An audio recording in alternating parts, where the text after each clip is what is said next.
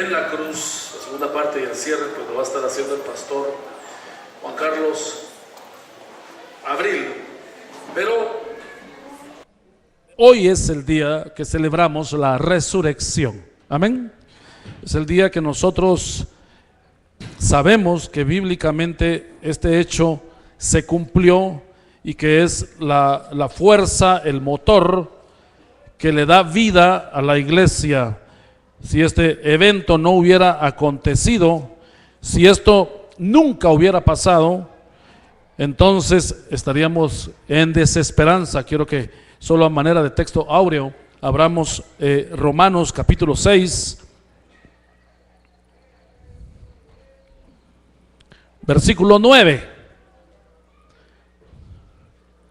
Si usted no trajo su Biblia, le recomendamos, aquí tenemos en la pantalla también la escritura. Romanos capítulo 6, versículo 9, dice así el apóstol Pablo en una de las cartas consideradas como la constitución de la iglesia, el libro de Romanos. Dice: sabiendo que Cristo, habiendo resucitado de los muertos, escuche bien, ¿qué dice? Ya no muere. Yo no sé si usted se alegra con eso. Ya no muere.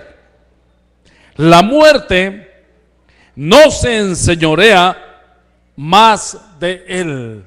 La muerte ya no. Quiere decir que en algún momento se enseñoreó.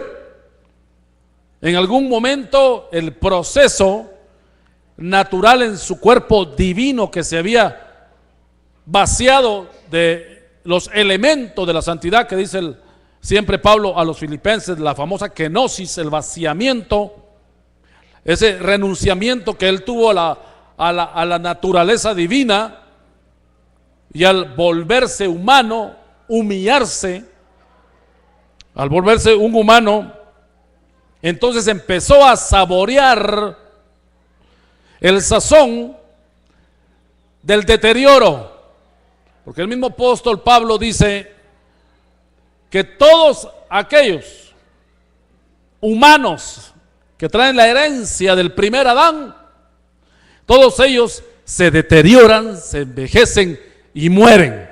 Y aunque todavía naturalmente, fisiológicamente, el poder de la muerte nos va a llegar, si no a todos, la mayor parte de seres humanos, porque algunos van a ser encontrados con el Señor Jesús cuando Él venga en su segunda venida. Usted está esperando la segunda venida del Señor. Amén.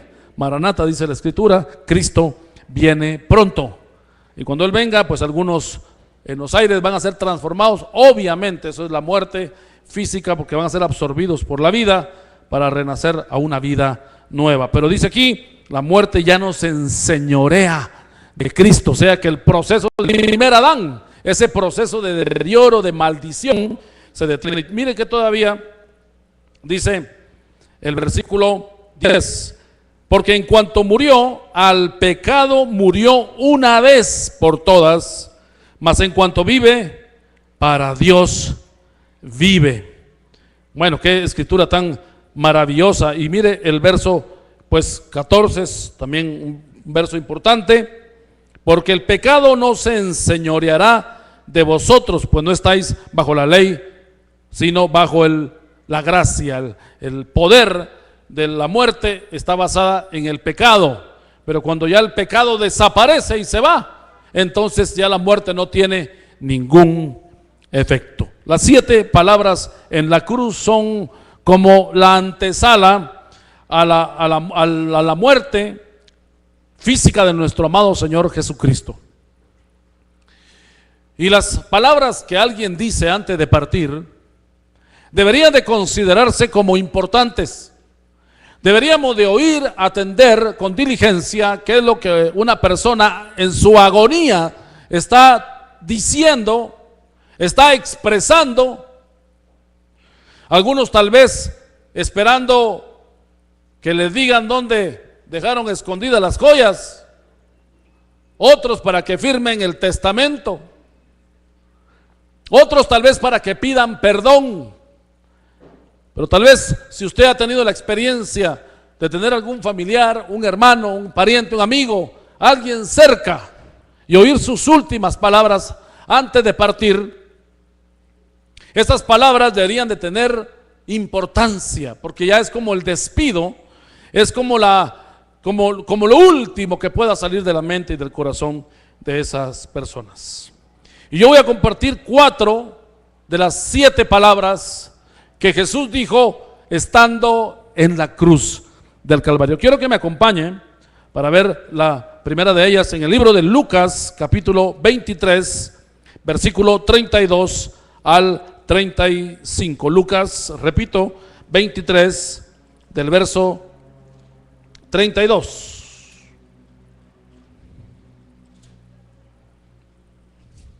Dice así la escritura: llevaban también con él a otros 2, ya estamos hablando a los que habían crucificado, que eran malhechores para ser muertos. Y cuando llegaron al lugar llamado de la calavera, le crucificaron ahí al Señor Jesús, y junto a él a los 2 malhechores, uno a la derecha y el otro a la izquierda. Antes de leer la palabra, que la primera que vemos en su orden cronológico que dijo Jesús, solo quiero aclarar un puntito acá, que es importante que lo entendamos a la luz de lo que en aquel tiempo sucedía. Los romanos no crucificaban por pecados o delitos menores, como el robo, como la mentira, como algunas cosas domésticas que podían en algún momento ser consideradas como una felonía, una fechoría, como algo malo.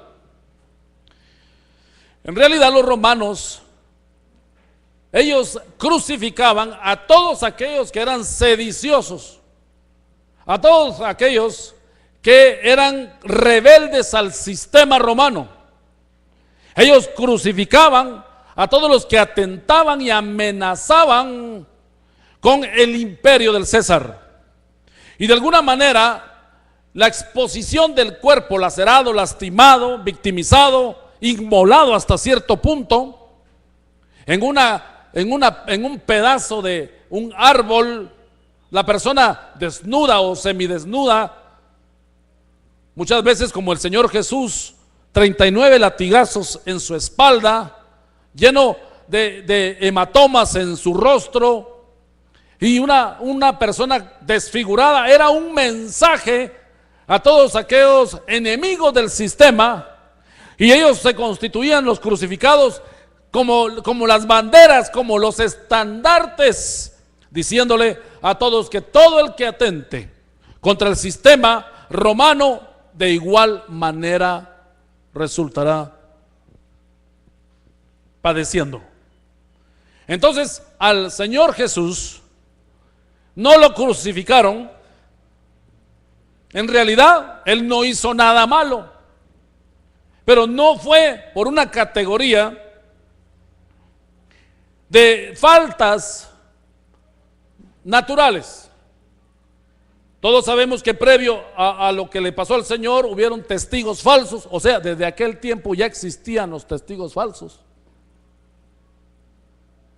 Y levantaron una calumnia, lo difamaron, construyeron un escenario en el cual dijeron que Jesús destruiría todo y que Él se denominaba el César, el Dios. Y eso sí, de alguna manera sí atentaba contra la estabilidad de aquellos monarcas pusilánimes sin carácter que gobernaban y vivían en aquella vida loca, en aquella vida disipada en lo malo, de los cuales siempre se sentían amenazados, porque ya desde los griegos venían que eran traicionados y asesinados los grandes reyes. Y el desarrollo de la obra de Jesucristo era tan contundente, tan maravillosa, que sí, de alguna manera ellos se lo creyeron. Pero Jesús había dicho anteriormente que su reino no era de esta tierra, que él no venía a pelear como un guerrillero, como un sedicioso, que él no venía a establecer un reino natural, sino que él venía a establecer un reino espiritual, el cual es su iglesia, los cuales somos nosotros ahora como parte de esa onda expansiva 2000 años después. Entonces en esta escritura encontramos que pusieron otros dos sediciosos a la par, otros dos que amenazaban al sistema. Estamos leyendo el versículo 32, leímos ya el 33 y ahora vamos a leer el 34. Y Jesús decía: Padre,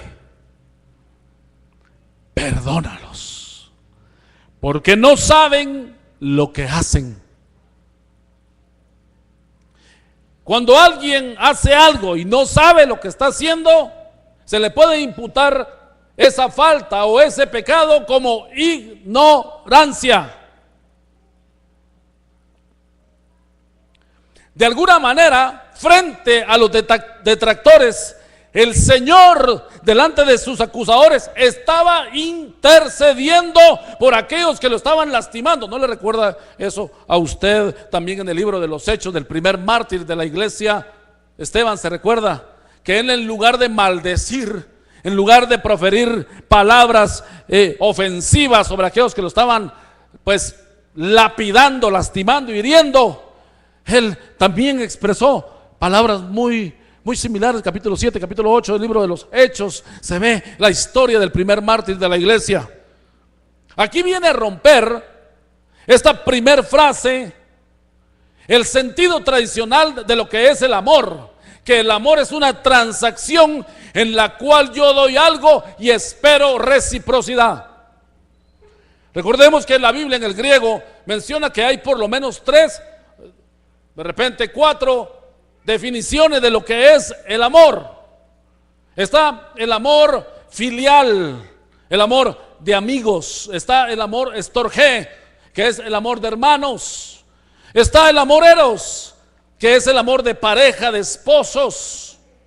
Pero está un amor nuevo que merecía ser conocido y dado al mundo, que era el amor ágape, el amor de una sola vía, aquel amor que se da y no espera absolutamente ninguna recompensa, aquel amor sacrificial, aquel amor que se da en silencio, que no espera retribución, no espera respuesta. Esa era la manifestación más grande del amor de Dios a la humanidad, expresada en el cuerpo sacrificado de su amado Hijo unigénito, quiere decir unigénito, único en su género, y ya no hay otro más, el cual vino voluntariamente a dar su vida por nosotros. ¿Cuántos dicen amén por eso? Qué gran amor expresado, qué gran amor manifestado. Yo le pregunto, en nuestras sociedades modernas, en nuestras sociedades del siglo XXI materialistas, en las cuales tenemos transacciones y servicios a través de los cuales damos nosotros una fuerza de trabajo y recibimos una remuneración, en esta sociedad tan materialista, que hoy no vemos ese amor de una sola vía expresado. Pero hay quien lo vino a expresar, y fue Jesucristo. Y aunque primeramente el amor lo manifestó Dios, porque la Escritura dice que más Dios muestra su amor para con nosotros, en que aún siendo pecadores, Jesucristo vino a morir por nosotros. Dios en su amor, Él dio el amor esperando que la gente respondiera. Al contrario, dice que los suyos vino, dice Juan 1, y los suyos no le recibieron. Pero a los que le recibieron, Él les ha dado la potestad y el derecho de ser hechos hijos de Dios. Dale un aplauso entonces al Señor si tú lo crees, que así es. Padre, perdónalos, porque no saben lo que hacen. Usted puede ver los 3 días anteriores de la muerte de Jesús, todo lo que Él sufrió. Usted puede leer la historia en los evangelios, las humillaciones que él llevó. Yo le quisiera preguntar a usted en esta mañana con esta primera frase: Padre, perdónalos porque no saben lo que hacen. No levante su mano porque no es ministración. Interiormente, respóndame: ¿alguien lo ha ofendido alguna vez?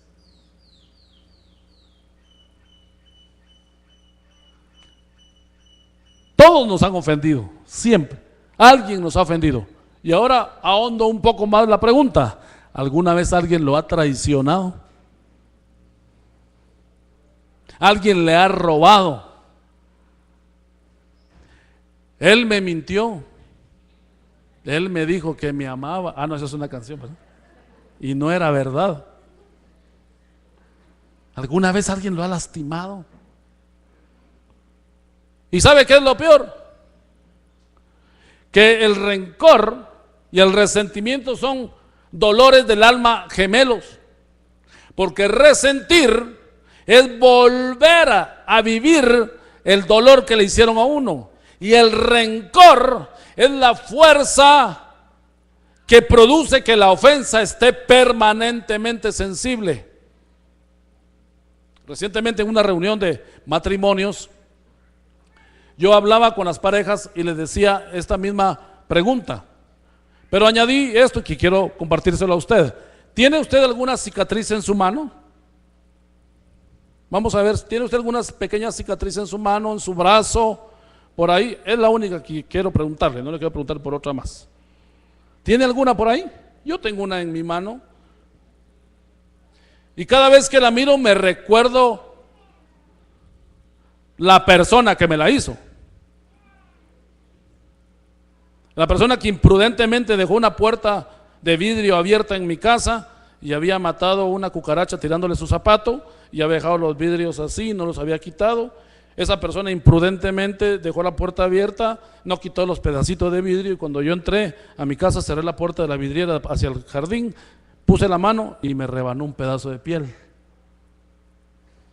Cada vez que yo miro la cicatriz me recuerdo del evento, se lo estoy contando.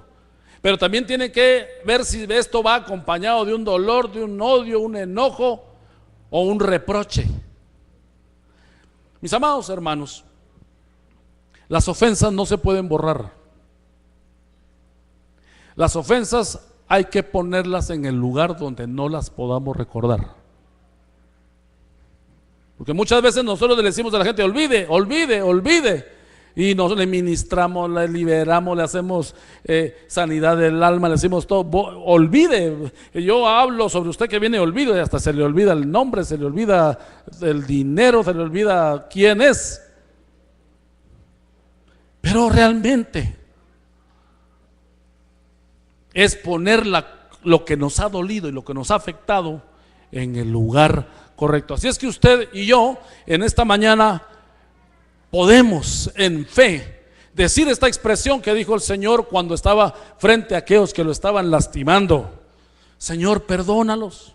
Yo decido hoy poner esta ofensa que me han hecho en el lugar correcto, de tal manera que no me robe el plan ni el propósito, ni me robe fuerza para llegar a la meta. Porque hay muchas personas que se lastiman, que se agreden, que no crecen en su vida porque están seriamente afectados. Fíjense que Mateo 24, versículo 10, dice: muchos tropezarán entonces y se entregarán unos a otros, y otros se aborrecerán en aquellos tiempos. La palabra tropezar en el original griego dice: muchos se ofenderán y retendrán la herida o la ofensa que les han hecho. Mi amado hermano, mi amada hermana, tal vez a ustedes los han lastimado en su vida, tal vez de repente ni fueron hijos programados y alguien ahí mala fe se los dijo, tal vez le privaron el apellido, tal vez usted fue una persona que en su documento de identificación aparece razonada en su acta de nacimiento que alguien más le dio un apellido porque otro se lo negó. Tal vez usted lo lastimaron y le hicieron muchas cosas, pero yo vengo a darle una buena noticia con esta nueva frase. Hay que declarar perdón y poner las cosas en el lugar correcto, así como Cristo dijo: Padre, perdónalos porque no saben lo que hacen. Mucha gente nos lastima, pero honesta y sinceramente, aunque muchos sabemos que lo hacen consciente, deliberadamente, con premeditación, alevosía y ¿qué más? Ventaja. Hay otros que lo hacen sin querer, lo hacen porque así es su forma de ser. Estamos en una sociedad convulsionada, un mundo muy agitado, pero a veces hay que decirle al taxista que va a la par nuestra, al que va en el bus rebasándonos, o aquella persona que anda con un carácter terrible en la camioneta y nos está presionando para que nos corramos: Padre, perdónalos porque no saben lo que hacen. Esposa, cuando tu marido no te dice que te quiere y tú le dices: mi hijo, dime que me quieres. Si te mantengo, ¿qué más querés? Para el marido demostrar su amor es como es materialista. El hombre tiene una conexión entre el corazón y la bolsa. Cuando él tiene vacía la bolsa, está mal del corazón. Pero cuando el esposo no expresa palabras, la esposa debe decirle: Padre, perdónalo, porque aunque sabe hacer lo que hace, es medio mudo, Señor, pero de final de cuentas no está haciendo lo que debe de hacer. Usted debe aprender a perdonar como Cristo perdonó.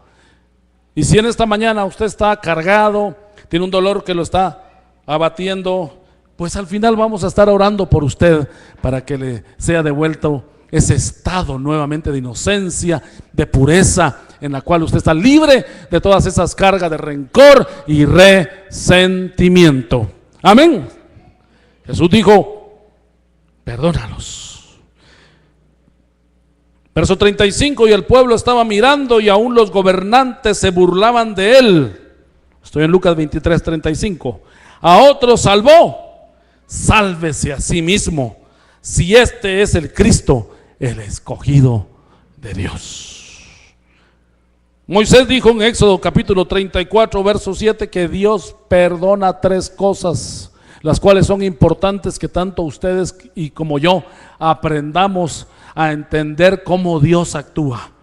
Éxodo 34 dice que Dios perdona la iniquidad, y la iniquidad está relacionada con las personas.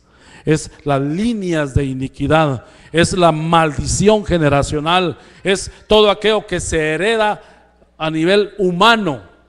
El Señor perdona los pecados que cometemos contra el prójimo, contra el próximo, diría latín.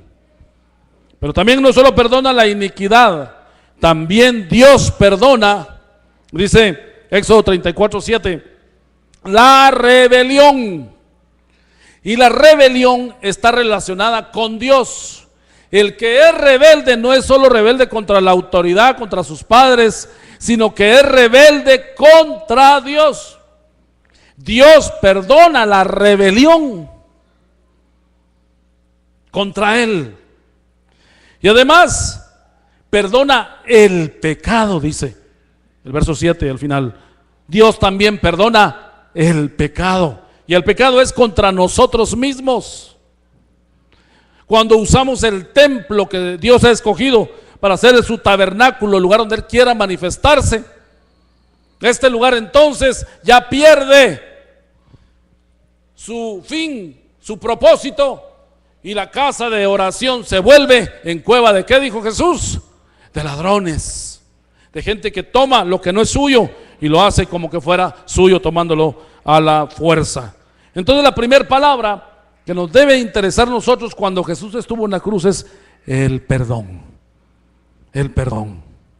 Número 2, Lucas siempre 23 aquí, el verso 41.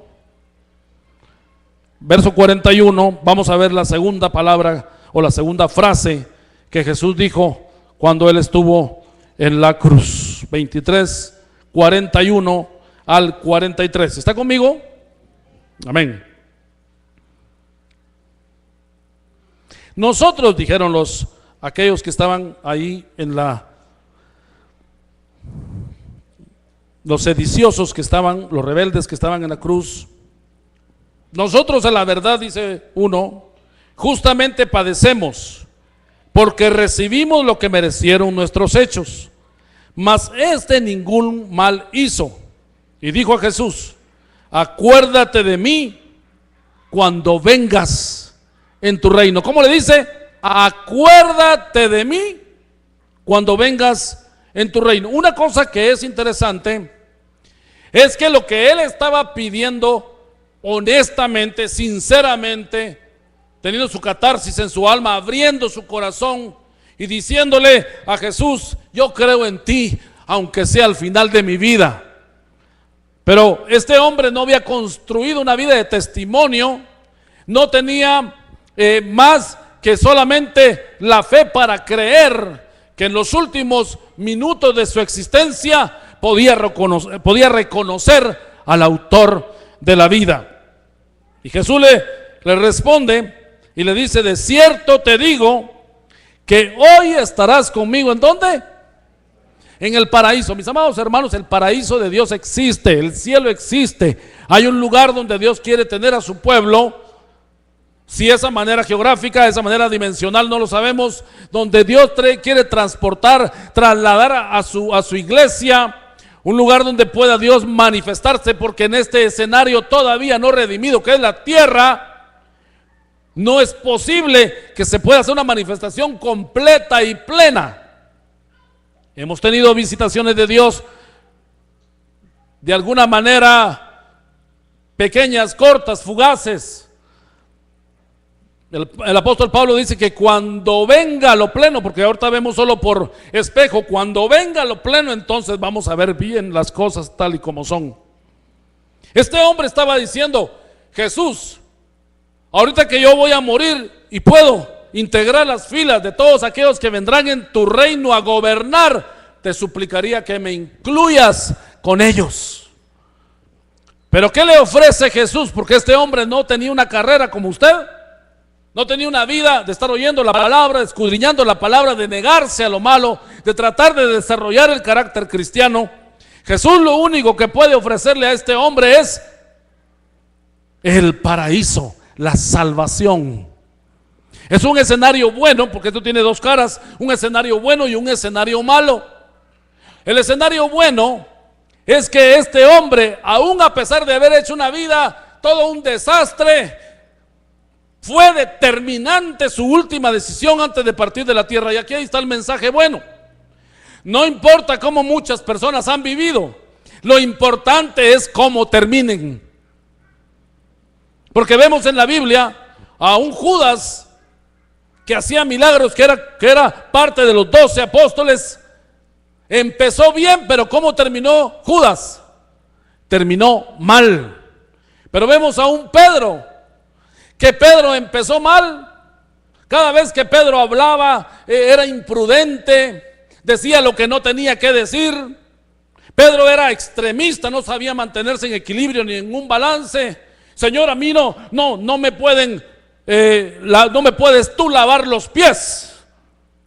Y Jesús le dijo: si tú no dejas que te lave los pies, no tendrás parte conmigo. Entonces báñame todo. Él solo le pedía un pie y él estaba pidiendo todo, no sabía mantener el balance. Pedro le dijo a Jesús: no vayas, le sugirió como el principal de los apóstoles: no vayas a Jerusalén, porque ahí te van a hacer daño. Y Jesús se voltea y le mira y le dice: apártate de mí, Satanás. Pedro le dijo a Jesús: aunque todos estos 11 te dejaren, yo no te voy a dejar. Y Jesús le dice: antes que el gallo cante, tú me negarás 3 veces. Hasta malas palabras andaba diciendo. Imagínense los hermanitos diciendo malas palabras. Son santos y ya no les luce decir malas palabras. Se van a las fiestas y hasta se les olvidó bailar, se ponen a remolinear porque no Su cuerpo no fue diseñado para la fiesta, fue diseñado para darle gloria a Dios, para manifestar su gloria y su presencia. Denle un aplauso al Señor entonces. Tu cuerpo fue creado para eso. Los que beben licor, no fue creado su cuerpo para eso. No nos debemos de embriagar con vino en el cual hay disolución, sino ser llenos del Espíritu Santo. A los que fuman, si Él hubiera querido que fumaras, te hubiera puesto una pequeña chimenea en una oreja. Dios nos va a pedir un día cuenta de nuestro cuerpo, de la música que oímos, de lo que vemos en la televisión, de las palabras que salen de nuestros labios. El Señor quiere darnos su reino, pero si somos negligentes y vivimos una vida desordenada, lo único que nos podrá ofrecer es el paraíso, y esa es la noticia mala.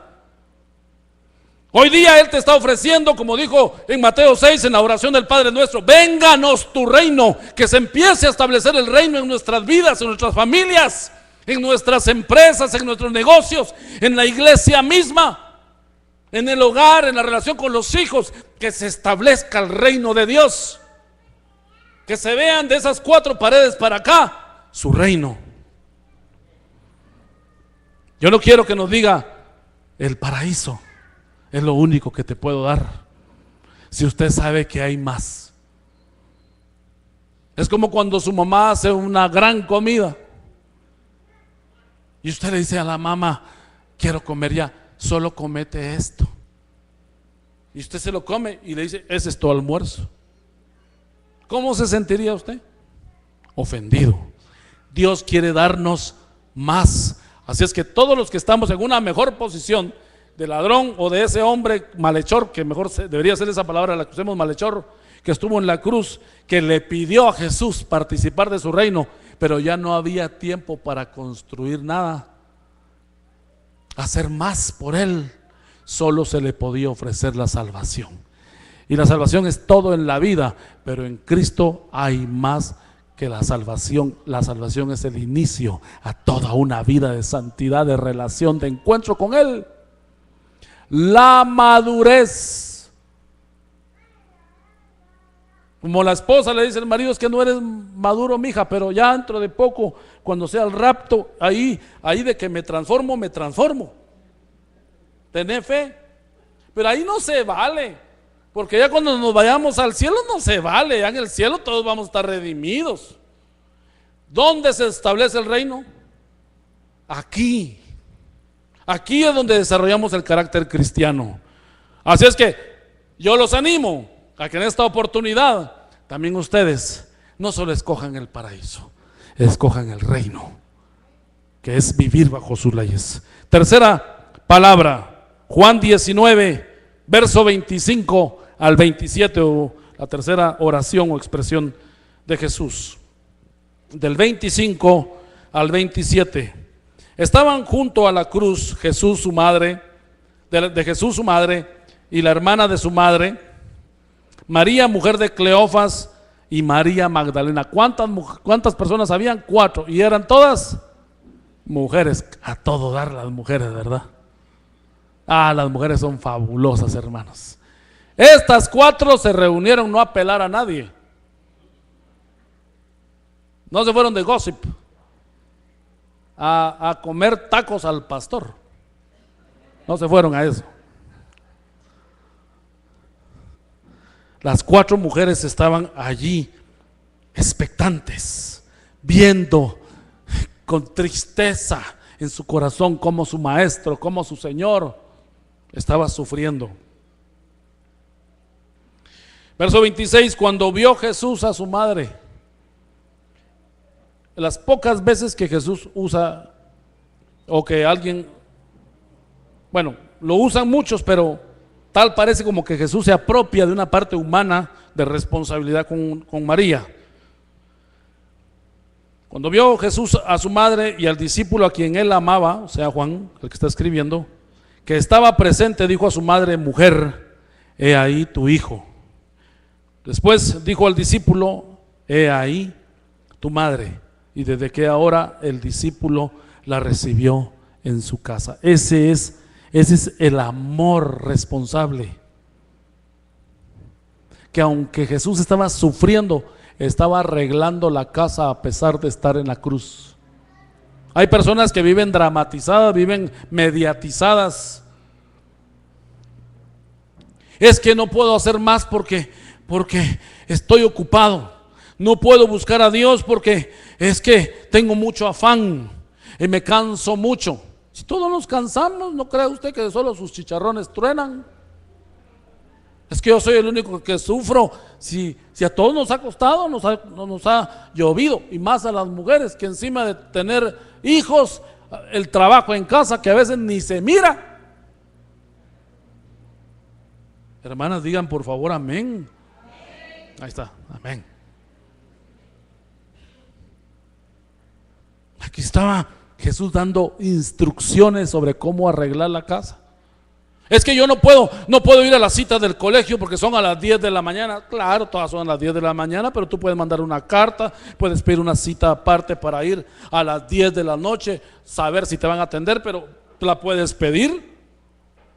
Es que yo no tengo tiempo. Estamos tan sumidos en tanta cosa que cuando el patojo crece y le salió bigote ya ni lo reconoces. Papá va a ir a mi graduación. ¿Quién es usted? Ah, sos vos, ¿va? Hay que involucrarse. No hay que estar mediatizados. Jesús estaba diciendo aquí: yo me voy a ir, pero María, yo no te voy a dejar solo, porque él era el primogénito. Jesús tuvo otros hermanos, ¿sí o no? Mateo lo menciona, que por lo menos tuvo 5 hermanos, 3 varones y 2 mujeres.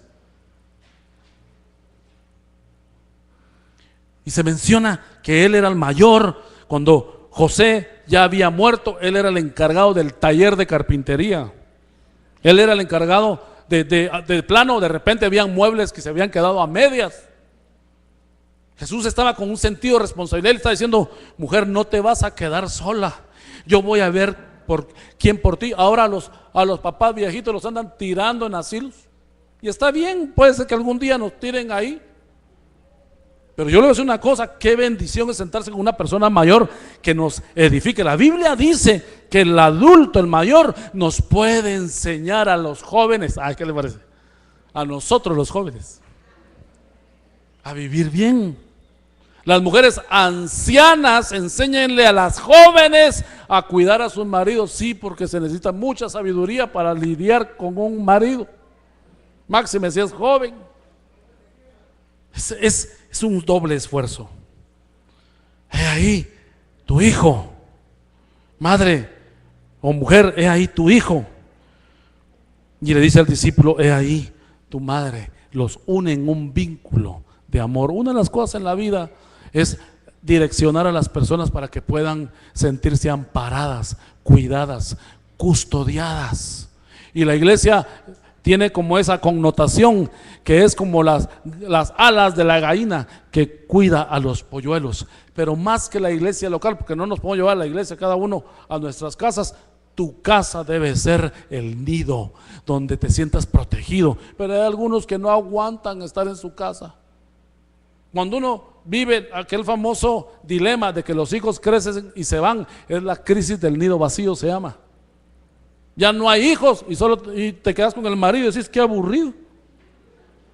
Porque tus hijos te llenaban todos, con ellos te reías, con ellos te acompañaban al mercado, te llevaban a ver un montón de cosas en las tiendas donde nunca comprabas, y el marido nunca iba. El hijo te decía la fiesta, la hija te decía la bulla. Pero cuando los hijos se van y uno se queda solo, y solo los dos están en ese caserón, en esa gran cosa ahí, y hola,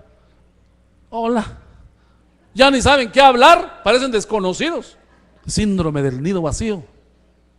Es donde empieza, donde debe nacer ese nuevo afecto, esas nuevas relaciones de amor en el hogar. Así es que Jesús estaba aquí responsablemente diciéndole: regresen a sus casas. Yo pregunto en esta mañana, antes de entregar el tiempo, que solo me queda una frase: ¿cómo está usted en su relación con sus padres?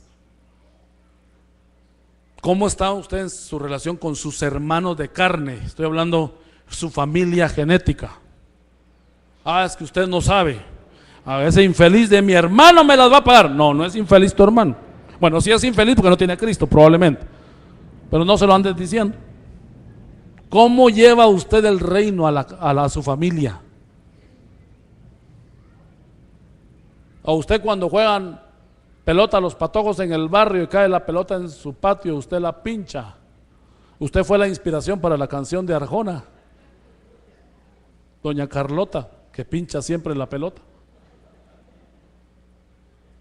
Usted es de esas personas agrias del barrio. Es VIP, ¿verdad? No se mezcla con los pecadores del mundo, porque usted es muy santo. ¿Cómo es usted en su relación con la gente? Aquí vemos un ejemplo constructivo precioso que Jesús estaba dando acerca de cómo tenían que relacionarse. Y la última, Juan 19, versículo 28 al 29, y con esta pues yo termino la primera parte. Juan 19, del verso 28 al 29. Después de esto, sabiendo Jesús que ya todo estaba consumado, dijo para que la escritura se cumpliese: tengo sed. ¿Qué frase dijo Jesús? Tengo sed. ¿Qué puede decir usted en este momento con tanto calor que ya casi lo estoy durmiendo? Tengo sed. Usted lo puede decir también, eso es humano. Jesús estaba expresando una parte humana, una necesidad. ¿Cuáles son sus necesidades? Usted sabe que uno tiene necesidades básicas, necesidades complementarias y necesidades que no son relevantes. Y sobre esas tres grupos de necesidades se arman los presupuestos familiares: los gastos fijos, los gastos generales y los gastos de inversión. Sobre esas tres fases los negocios se establecen sobre las prioridades, sobre la necesidad personal. Jesús dijo: tengo sed. Manifestó su parte humana. De hecho, no tenemos el tiempo, pero en Juan 21, Jesús cuando resucitó y fue a la playa a ver dónde estaba Pedro, le pidió su pescadito bien asadito, con papitas, con tomate y ensalada. No, eso no lo dice la Biblia, pero yo me imagino que así debería haber sido. Hermana, hágame el favor. Usted cocinaba bien rico antes. Todo lo hacía con esmero. Antes el pepián, usted iba a comprar chile guaque, el panito lo tostaba, molía con la masa, todo lo juntaba. Ahora lo compra en caja y medio así le sale la cosa, feo, no feo, feo le sale. Y el esposo todavía recordando sus tamalitos de chipilín que tanto a él le gustan. Ya no le hace tamalitos de chipilín, se los compra allá en la esquina tan feos con aquella doña que, y usted solo para recordar sus tamalitos de chipilín. Cuando haga tamalitos de chipilín, tráigale a su pastor y me trae a mí, para que compartamos. Amén. Dense sus gustitos, pues, denle un aplauso al Señor.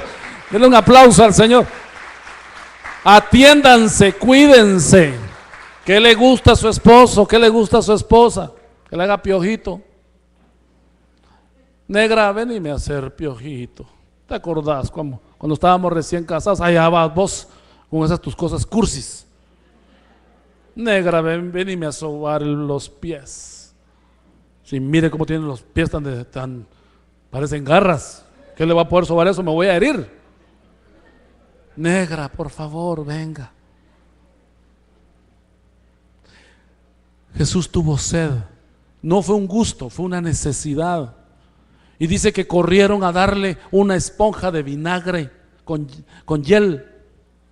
Y él la probó, y la hiel es amarga, es fea. La probó y no la quiso, porque todo lo que tenía también era un somnífero para que no sintiera el dolor. Él probó y no quiso más. ¿Qué cosas has probado que te han lastimado? Y ya no tienes que volver a probar. Por andar probando donde no debes, se te quema la lengua. Tenemos que tener cuidado donde nuestro olfato, nuestros sentidos corren. ¿Qué es lo que nuestro corazón anhela y nos hace emocionarnos? La Biblia dice todo lo de buen nombre, todo lo puro, lo santo, lo recto, todo lo que es de Dios, en esto pensaba. Y haciendo todas estas cosas, dice la Biblia, no caeréis jamás, porque añadimos a nuestra virtud fe, paciencia, reunimos todo y eso nos da estabilidad. Resumo, el perdón. Expresémonos el perdón como Jesús lo dio. Anhelemos más que el paraíso, anhelemos el reino, madurar más. Manejémonos con responsabilidad como familia, ayudémonos, que la esposa no cambie la llanta del carro, por favor, lloviendo y usted adentro, araganote, oyendo el radio. Es que estoy oyendo la prédica del apóstol y usted adentro y la otra va a cambiar como que fuera su gato, la hermana. No, es que no se vale, no es así, no está bien. Amén, hermanas. Y de último, tengo sed. Tengo sed. Jesús tuvo sed, una necesidad. Cubran sus necesidades. ¿Está de acuerdo conmigo?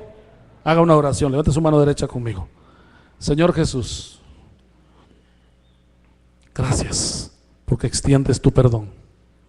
Gracias, Señor, porque tú, más que el paraíso, me ofreces el reino. Gracias, Señor, porque vivimos una vida con responsabilidad y nos permites cubrir nuestras necesidades. Un aplauso al Señor. Dios los bendiga.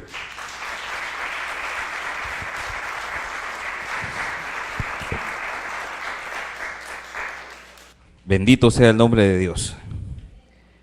¿Quiere ponerse de pie para estirarse un poquito? Vamos a agarrar otro tiempo más y creo que será un tiempo también lleno de bendición. Yo le hubiera dejado que Vladi compartiera a las 7. Me gusta mucho cuando él enseña, expresa todo. Amén. Gloria a Dios. Siéntese, por favor. Hoy estamos también en una expresión de unidad hermosa, una expresión de unidad en la que, como decíamos, hoy platicaba con Ana en la mañana y me decía esto. Es que para ti la unidad es importante, me decía. No, es que no es para mí, es para el Señor Jesucristo. Para Jesús es importante la unidad. Y por lo tanto, si yo soy de Jesús, tengo que tener los intereses de Él. Tengo que tener el corazón de Él. Tengo que creer en lo que Él cree y pedir por lo que Él pidió también. Y Él dijo que todos sean uno, así como tú, oh Padre, y yo somos uno. Amén. Él murió para que seamos uno, para que seamos reconciliados primero con Dios, pero luego en esa reconciliación con Él nosotros también tengamos esa unidad. Así que le doy gracias a Dios por este día que podemos tener esta expresión. Dos iglesias locales, nos gustaría que fueran unas 30, 40, ¿eh? Entonces en algún tiempo tal vez podamos hacerlo, podamos ir no aquí, ¿verdad? Obviamente tendría que ser una instalación mucho mayor, pero que podamos estar ahí para entender que somos uno en Cristo Jesús. Diga el que está a la par suya, somos uno en Cristo. Aleluya. Acompáñeme por favor entonces al Evangelio de Mateo, capítulo número 27. Mateo 27 y verso 45. Y vamos a compartir ahora esa quinta palabra, ese quinto mensaje en donde basamos esta parte del mensaje, esa quinta expresión del Señor en la cruz. Capítulo 27, verso 45 dice: y desde la hora sexta hubo tinieblas sobre toda la tierra hasta la hora novena. Y cerca de la hora novena Jesús clamó a gran voz diciendo: Elí, Elí, lama sabactani. Esto es: Dios mío, ¿por qué me has desamparado? Y algunos de los que estaban allí decían al oírlo: a Elías llama a este.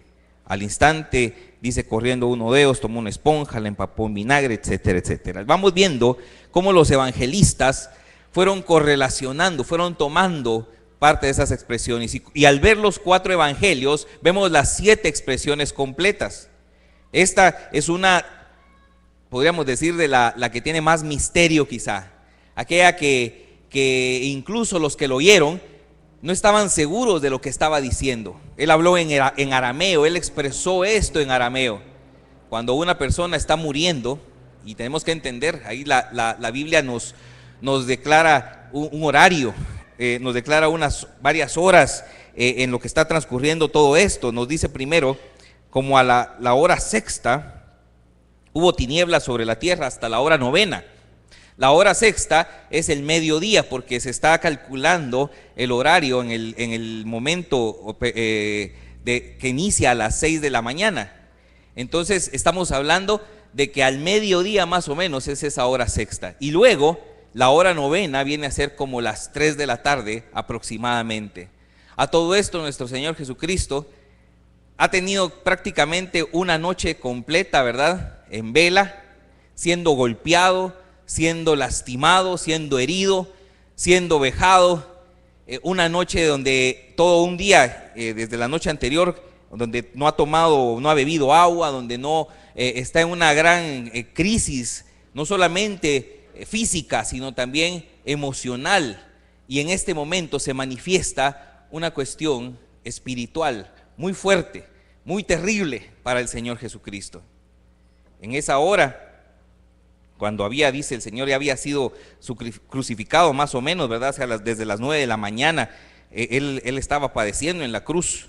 Ya llevaba como 6 horas en esa crucifixión. El Señor dice esta palabra: Señor, Padre mío, ¿por qué me has abandonado? Es un momento culminante, es un momento en el cual el Señor está sufriendo, está sintiendo el peso del pecado de todos nosotros, como dice Isaías 53. Es un momento en el cual Él está siendo cargado con esos pecados de toda la humanidad, no solamente de ese momento, sino de todo el futuro. Dice la Biblia que Él, o sea, el Padre, echó sobre Jesús el pecado de todos nosotros. Echó todo ese peso de pecado. Mire, yo no sé cuántos de aquí no han pecado, pero creo que ninguno. No me levante la mano, como decía Vladi, ¿verdad?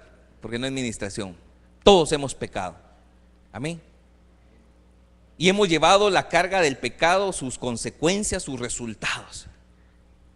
Edwin Louis Cole decía: lo más terrible del pecado no es el pecado en sí mismo, sino la culpa, la consecuencia, la carga, el peso del pecado. Cuando conocemos a Jesucristo, una de las primeras cosas que recibimos es su paz. ¿Por qué? Porque en ese momento, de alguna manera sobrenatural, ¿verdad?, sentimos la descarga de ese pecado. Sentimos, el que nace de nuevo, lo primero que hace es soltar la carga de ese pecado, soltar ese peso, eso que agobia, eso que asedia, que es el pecado del hombre. Nuestros pecados pasados, ¿verdad? E incluso cuando entendemos el mensaje del Evangelio, entendemos también que serán nuestros pecados futuros, serán nuestros pecados que vendrán más adelante. Pero para nosotros es esa libertad. Pero esa libertad vino en el momento que el Señor Jesucristo dice: Padre mío, ¿por qué me has desamparado? Y es que en ese momento el Dios Santo, el Padre, ¿verdad?, estaba volteando el rostro para no ver al Hijo, sumido en tus pecados, en mis pecados, sumido en los pecados de toda la humanidad, con todo lo que eso significaba, con toda la condenación, con toda la culpa, con toda la suciedad, si me permiten decirlo, con toda la asquerosidad que eso tenía. Porque el pecado, mi hermano, mi hermana, es asqueroso y solo acarrea eso, asquerosidad. Y en ese momento nosotros vemos al santo, al que no cometió pecado, ser cargado con todos nuestros pecados y sufrir algo que para nosotros es indescriptible, sufrir algo que apenas si nosotros podemos tener vislumbres en algún momento de lo que significa soledad, de lo que significa ser desamparado, de lo que significa ser abandonado. En algún momento cualquiera de nosotros nos hemos sentido así. Nos hemos sentido solos. Y a veces no solamente solos, sino abandonados. Y a veces no solamente abandonados, sino también desamparados, sin ninguna protección, sin ninguna cobertura. Y esos momentos son duros, mis hermanos. Esos momentos son difíciles. Cuando abandona un hombre a una mujer, o cuando una mujer abandona a un hombre, cuando los hijos son abandonados por los padres. Hay circunstancias en las cuales son los amigos, ¿verdad?, los que se abandonen y se siente una cuestión tan triste, tan dura, ¿verdad?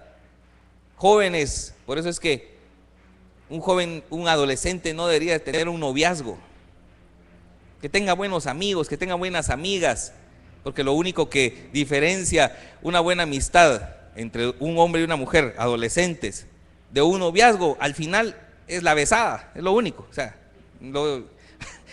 es todo. O sea, entonces se hacen novios para tener contacto físico, ¿verdad? Encuentro cercano del tercer tipo.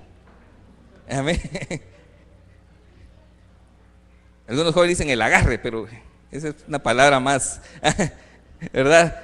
Es lo único que diferenciaría una buena amistad entre dos patojos. Pero se lastima el corazón cuando se rompe, cuando hay abandono, cuando hay esa sensación de soledad. Mira uno, por ejemplo, esa cultura o subcultura, más bien dicho, de los emos, ¿va?, de los emotions. Ahora pues ya ha ido bajando poco a poco. Pero ¿cuál es el sentimiento? Es siempre una nostalgia constante, permanente. Es una cuestión de estar solos. Es una cuestión de que todo el mundo te va a traicionar. Es una cuestión de abandono. Y en ese momento el sentimiento es de tristeza. El sentimiento profundo, ¿verdad?, es de una tristeza desoladora. Jesucristo padeció esa tristeza desoladora. Él pudo ver, dice, o sea, soportó los golpes, permaneció fuerte ante los juicios de burla, observó en silencio cómo los que lo amaban y los que él amaba lo abandonaron y corrieron lejos. No se quejó ante los insultos que fueron lanzados contra él. Soportó el clavo, los clavos que perforaron sus manos, sus pies. Pero el corazón santo se rompió cuando gritó, cuando exhaló: Elí, Elí, lama sabactani. Padre mío, ¿por qué me has abandonado? Dice la escritura que lo gritó.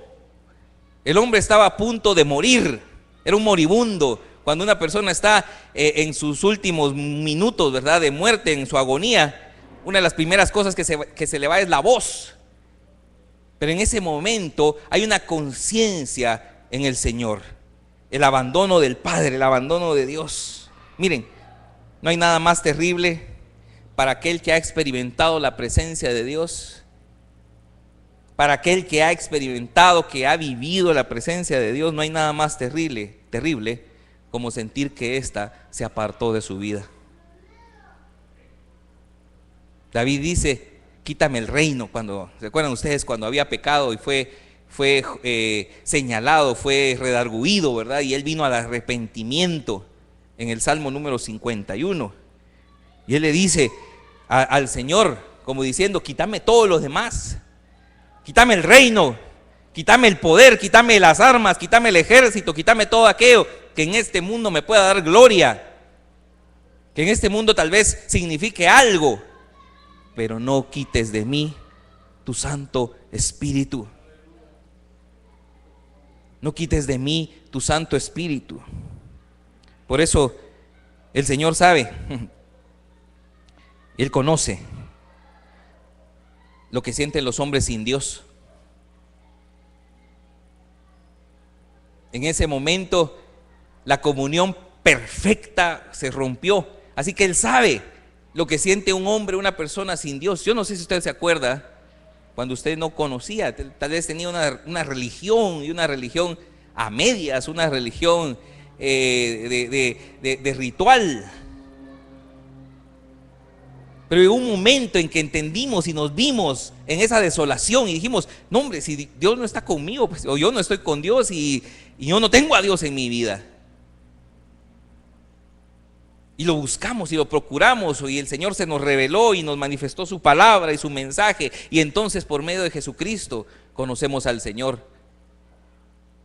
Pero piense por un momento, una sociedad sin Dios es una sociedad de barbarie, de gente asesina, de gente mala, de gente sanguinaria. No importa que sea moderna o contemporánea. Una sociedad sin Dios mata a los inocentes a través del aborto, por ejemplo.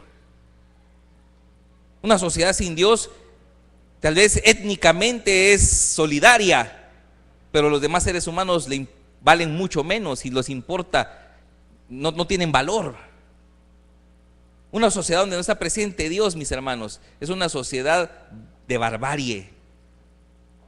Es hasta que el Señor se manifiesta a través de su palabra que trae civilización, que trae orden, que trae conocimiento real, pero más importante, trae amor, trae compasión, trae dignidad a los seres humanos, no importa su condición, su etnia, su clase social. Es cuando el mensaje del evangelio permea y Dios llena la vida de un ser humano, que éste encuentra su verdadero valor, no solamente en él, sino en los demás, a través de ver a Dios en los demás también. Dios sabe lo que siente. El Señor Jesucristo sabe, nuestro Señor Jesucristo sabe lo que los hombres sin Dios sienten. Dice la Biblia en Hebreos 4, verso 15 y 16: porque no tenemos un sumo sacerdote que no pueda compadecerse de nuestras debilidades, sino uno que fue tentado en todo como nosotros, pero sin pecado. Acerquémonos pues confiadamente al trono de la gracia para alcanzar misericordia y hallar gracia para el oportuno socorro. Aleluya. Gloria a Dios. Él puede entender al hombre que llora la partida de su cónyuge y él pregunta, Dios mío, ¿por qué? Puede comprender al anciano solitario en un rincón abandonado y olvidado por sus hijos y pregunta, Dios mío, ¿por qué? A ese niño que llora con solo el recuerdo de sus padres, cuando pregunta, Dios mío, ¿por qué? Porque el Señor dijo, Dios mío, ¿por qué me has abandonado? Todos esos porqués de tu dolor, el Señor Jesucristo los entiende perfectamente, los comprende perfectamente.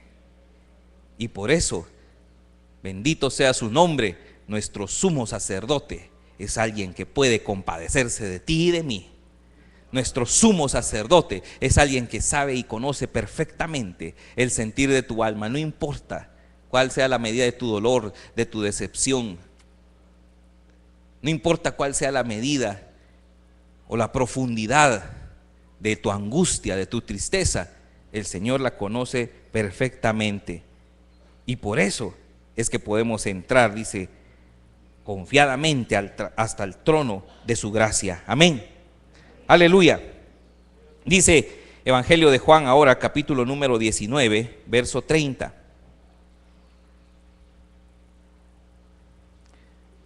Cuando Jesús hubo tomado el vinagre, dijo, consumado es. Y habiendo inclinado la cabeza, entregó el Espíritu. Vamos a ver aquí dos cosas, porque hay dos palabras acá, en el momento justo antes de que Él expirara, de que Él muriera. Recordemos que estamos viendo en la cruz a Jesús el 100% hombre. Estamos en este momento viendo a Jesús 100% hombre, la expresión de toda esa humanidad que, como bien leíamos hace unos momentos, incluso tuvo esas necesidades hasta de tener sed. Y en ese momento Él está exclamando, cuando está siendo el punto culminante ya de su agonía, de su muerte, consumado es. Y esto justamente sucede después de que él clama: Padre mío, ¿por qué me has abandonado? Porque en ese momento, como dice el libro de Isaías, él estaba cargando sobre él el pecado de toda la humanidad. Por eso es que en ese momento la misión de nuestro Señor Jesucristo se estaba cumpliendo. La misión estaba llegando precisamente a este punto: consumado es. Ya terminó, se acabó. No la vida física. No es que estaba llegando a la muerte, no es que iba a expirar, no es que se iba a acabar su vida biológica. Es que estaba culminando en ese momento la misión, la razón por la cual él fue enviado a esta tierra, la razón por la cual él vino a padecer y a morir por la humanidad. Estaba cumpliendo la misión. Estaba diciendo, en otras palabras, misión cumplida. Él es el autor y el consumador de nuestra fe. Él es el principio y el fin. Lo iniciado se está terminando, está siendo concluido. Es una obra completa, es una obra perfecta, es una obra íntegra, no le falta nada. Se completó en ese momento esa misión. Y en ese momento, cuando él dice: consumado es, entonces también estaba diciendo: la muerte. Escúchenme bien esto, porque nosotros estamos viendo y recordamos y hablamos, ¿verdad?, la muerte de nuestro Señor Jesucristo, su padecimiento, ¿eh?, la agonía, le dicen algunos. Pero al final hubo un momento donde nosotros vemos, por ejemplo, en el Evangelio de Juan, cuando él dice: miren, les quiero explicar algo, le dice a sus discípulos y le dice a la gente: la muerte no tiene control sobre mí. Lo que yo hago es poner mi vida. Es diferente dar a que te quiten, ¿sí o no? ¿Ah? Es diferente, hay una gran diferencia. Ambos quedan despojados si ustedes quieren, pero es una gran diferencia en que yo doy a que me quiten. Así que cuando a mí una vez me asaltaron, yo le di. Yo vi que tenía necesidad y le di. No me quitó. Pobrecito.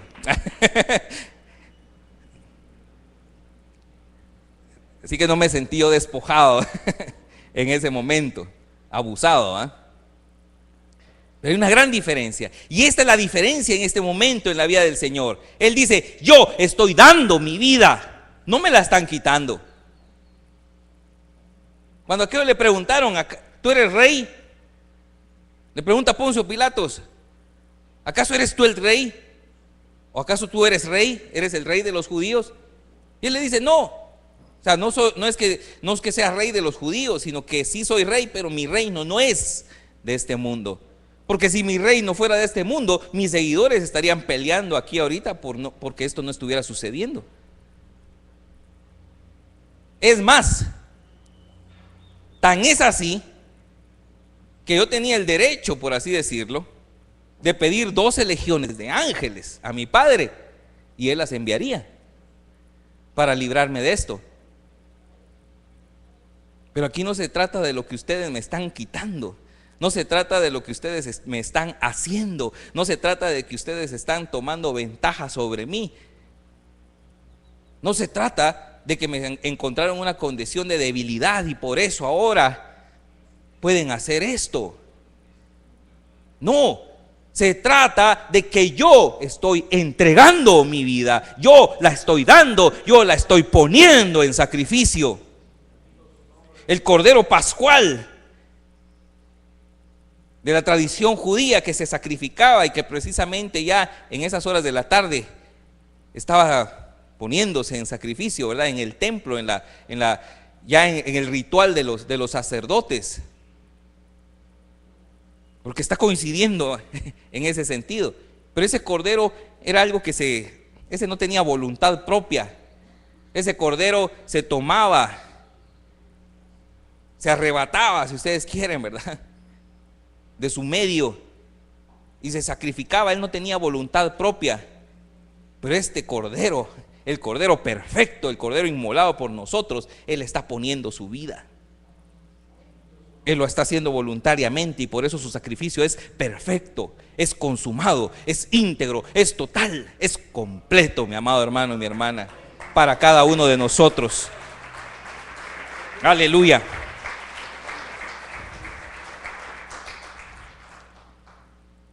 Mis hermanos, era el permiso para decirle en ese momento, no que la muerte tomara la vida del Señor, sino para confrontarla, para enfrentarla, para que de una vez por todas ese poder que tenía la muerte, esas llaves que tenía la muerte, iban a serles quitadas, para que ahora las tuviera el autor de la vida, nuestro Señor Jesucristo. Vaya conmigo ahora a Lucas, capítulo número 23.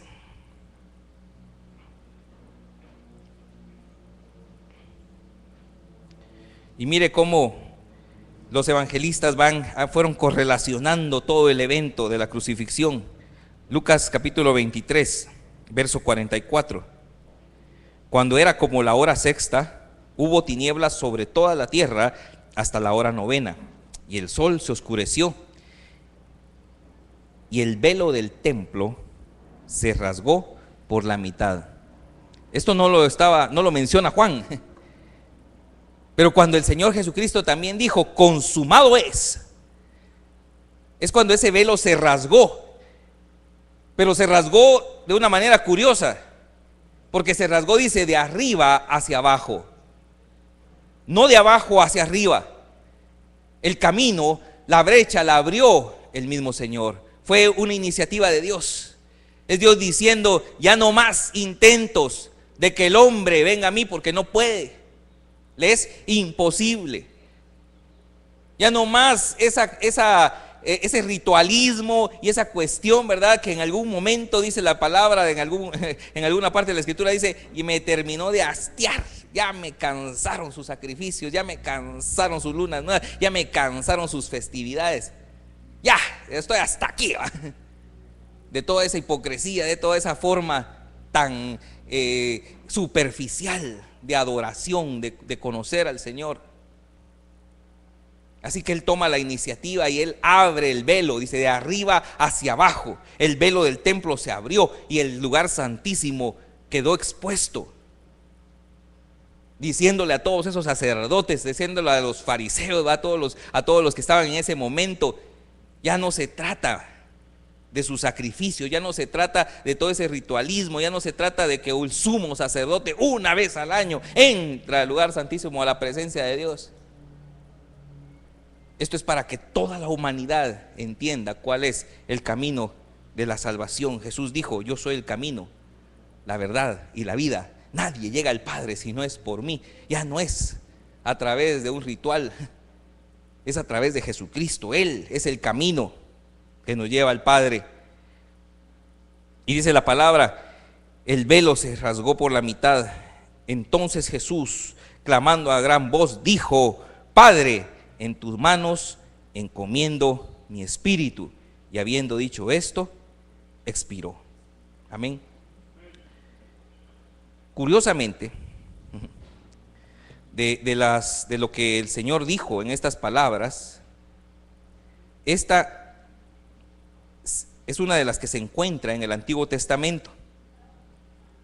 Salmo número 31. Dicen que era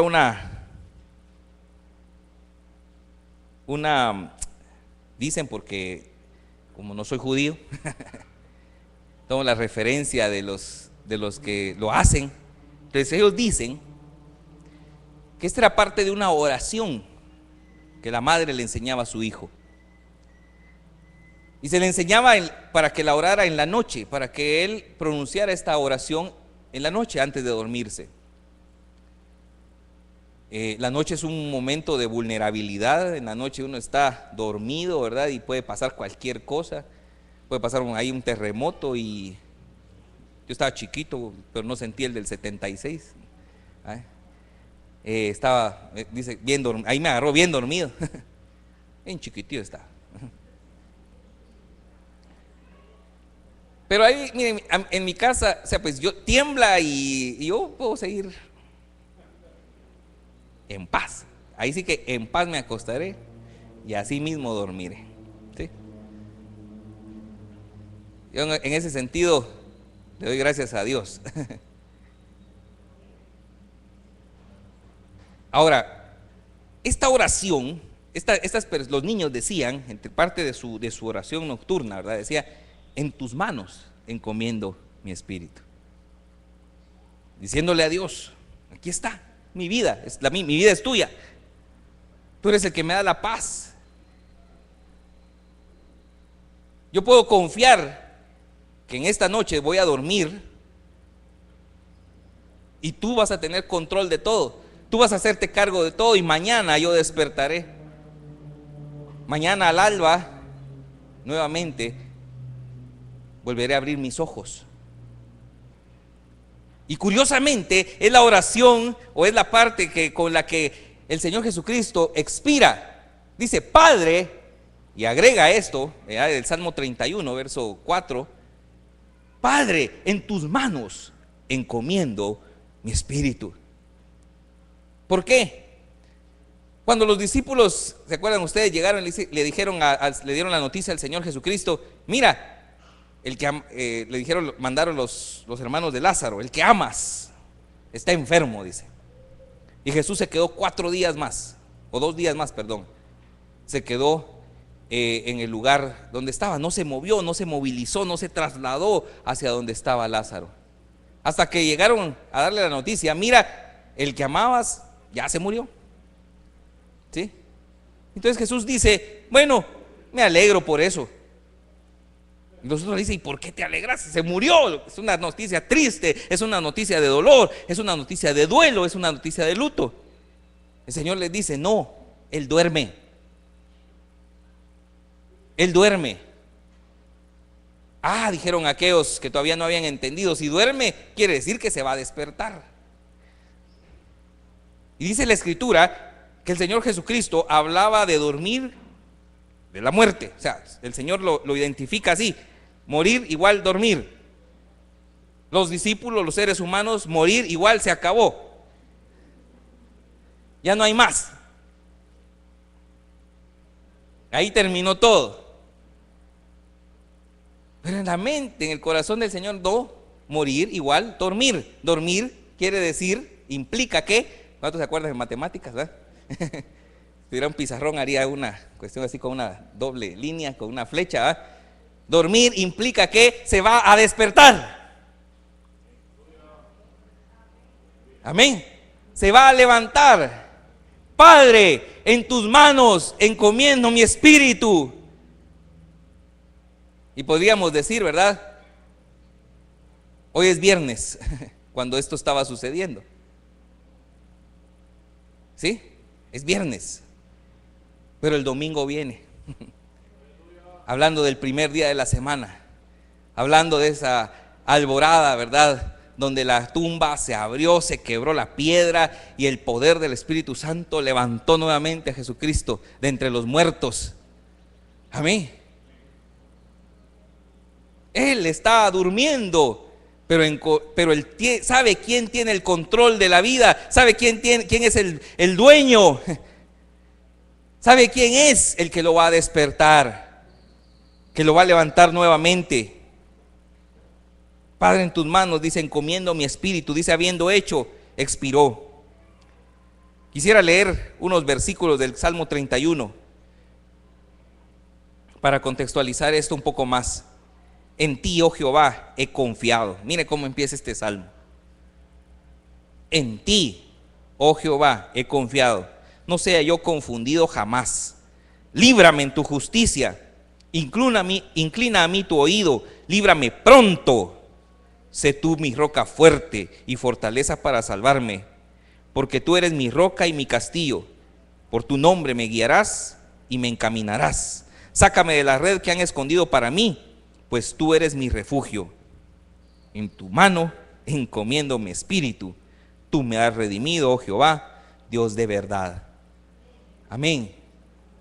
¿En dónde está nuestra confianza? ¿En dónde está esa confianza? La hija de Jairo, ¿verdad? Solo se iba a dormir para luego ser levantada nuevamente de entre los muertos, de entre los que duermen. Pablo dice en Tesalonicenses: no quiero que ignoréis acerca de los que duermen, no de los que se murieron. El creyente tiene que hacer un cambio ahí en su léxico, en su diccionario, en su vocabulario, y anular la palabra muerte en el sentido de se acabó todo, ya no hay más, ahí estás, se terminó. Y agregar una o cambiar el significado por aquel que es dormir. El creyente duerme y se levantará nuevamente. Amén. El creyente duerme y se levantará. Jesús solo se iba a dormir, entre comillas, para despertar el primer día de la semana. Amén. El versículo número 31 24 de ese Salmo 31 dice: esforzaos todos vosotros los que esperáis en Jehová, y tome aliento vuestro corazón. ¿Cuántos esperan en el Señor? ¿Cuántos esperan de parte del Señor sus promesas? ¿Cuántos esperan en su palabra? ¿Cuántos esperan su resurrección? O sea, la resurrección nuestra. ¿Cuántos esperan el día de la resurrección de todos los santos? Amén. ¿Cuántos esperamos verle cara a cara? Dice: todos los que nosotros esperamos en el Señor, esforcémonos y que tome aliento nuestro corazón. Amén. Los fariseos le dijeron: si es el Rey de Israel, descienda ahora de la cruz y creeremos en él. Los ladrones, ¿verdad?, le injuriaban diciendo: si eres hijo de Dios, bájate de la cruz. La gente se burlaba diciendo: a otro salvó y a sí mismo no se puede salvar. Los discípulos le dejaron creyendo que todo había terminado, se acabó el movimiento. Su madre lloraba desconsolada, sintiendo que la vida misma se le iba, ¿verdad? Satanás celebraba, los demonios se gozaban, pues creían que habían matado a Dios. Y los que pasaban le injuriaban meneando la cabeza, diciendo, ¿verdad? Mira, ahí está el que decía: derribará el templo y en 3 días lo levantará. Miren, la Biblia dice: hasta el ambiente, ¿qué decía? Desde la hora sexta hasta la hora novena, tinieblas. Habían tinieblas sobre toda la tierra, el sol se oscureció. Esto no era un eclipse, ¿verdad? 3 horas de tinieblas, de oscuridad. Todo parecía que se había terminado, todo parecía que se había acabado. Todo era adverso, todo era tinieblas. Para muchos ya no había esperanza. Ya no había salida, pues Dios hecho carne había muerto. Amén. Pero era viernes. En nuestro contexto, ¿verdad? Era viernes. Iba a venir el domingo, mi hermano. Iba a venir el día de la resurrección. Y el Señor lo sabía perfectamente. No dejarás que mi cuerpo quede en el sepulcro. Amén. Mi carne no verá corrupción. El Señor lo sabía perfectamente. Amén. Ahora, cuando empezamos esta segunda parte de la prédica, y también nuestro hermano pastor Vladimir hacía ese llamado a aquellos que tal vez tengan algún conflicto en su alma acerca del perdón, pero también aquel que no tiene esperanza, o aquel que se siente angustiado, aquel que se siente desolado, aquel que se siente abandonado, aquel que siente que de repente se le fue su amparo, aquel que como Adán, ¿verdad?, en aquella primera ocasión se escondió cuando oyó la voz de Dios. Dice la Biblia que se escondió y el Señor le dijo: ¿dónde estás, Adán? Y entonces le dice el hombre: Me escondí porque tuve miedo, porque estaba desnudo. Y Dios le dice: ¿quién te enseñó a ti que estabas desnudo? ¿Quién te lo dijo? Mi hermano, mi hermana, cuando nosotros tenemos pecado, cuando nosotros sentimos de alguna manera que Dios ya no está ahí presente, vemos nuestra vulnerabilidad, vemos nuestra debilidad, nos vemos en trapos de cucaracha, en hojas de parra, nos vemos tan vulnerables, nos vemos tan desamparados, tan desolados. El Señor le dijo: ¿quién te enseñó que estabas desnudo? Te alejaste, te separaste y ahora te estás dando cuenta de lo vulnerable que sos.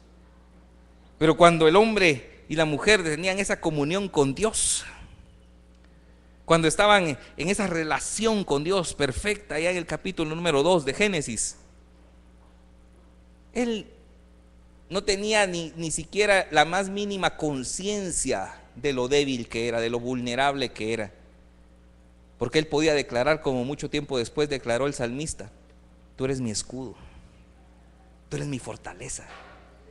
No solamente son peticiones, no solamente es una petición de decirle: sé, Señor, tú mi escudo. No, es decir: Señor, porque me recibiste, porque ahora soy tu hijo, porque hiciste lo que hiciste, ahora yo sé que tú eres mi escudo, que tú eres mi fortaleza, que tú eres mi torre fuerte, que tú eres mi Padre.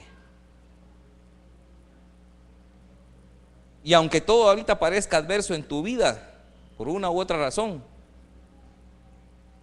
podemos decir: Padre, en tus manos encomiendo mi espíritu. El Salmo 31 dice: en tus manos están mis tiempos. Es toda una declaración de fe, de poder decir: Señor, en tus manos está mi vida, en tus manos están mis tiempos, en tus manos está lo que va a pasar mañana, el lunes, lo que está pasando hoy, lo que está pasando en mi casa. Y eso, aunque tenga sentencia de muerte por parte de Satanás, aunque tenga sentencia de muerte por parte de los demonios, aunque tenga sentencia de muerte por parte de los hombres, Señor, si de ti tiene sentencia de vida, vivirá. Si de ti tiene declaración de vida, vivirá, prevalecerá y permanecerá para siempre. Aleluya, bendito Dios. Así que, por favor, si hoy quieres oración, quieres pasar aquí adelante, quieres que oremos por ti, te sientes desamparado, desolado de alguna manera, quieres poner algo de tu corazón delante de Dios, quieres entregar hoy tu vida a Jesucristo, al Rey de Reyes, aquel que te puede levantar de entre los mismos muertos, amén. Ven aquí adelante, por favor, ven aquí al frente, pasa aquí adelante, aquel que diga: hoy, Señor, que es este día maravilloso en el que estamos celebrando que tú resucitaste de entre los muertos, que venciste a la muerte, que venciste a aquello que muchos incluso dicen hoy en día no tiene solución, porque hasta el refrán popular lo dice: la muerte es lo único que no tiene solución. Perdónenme el refrán popular y la cultura popular. Jesucristo solucionó hasta ese problema. Jesucristo solucionó eso. Así que aquel que hoy sienta desesperanza, venga aquí adelante.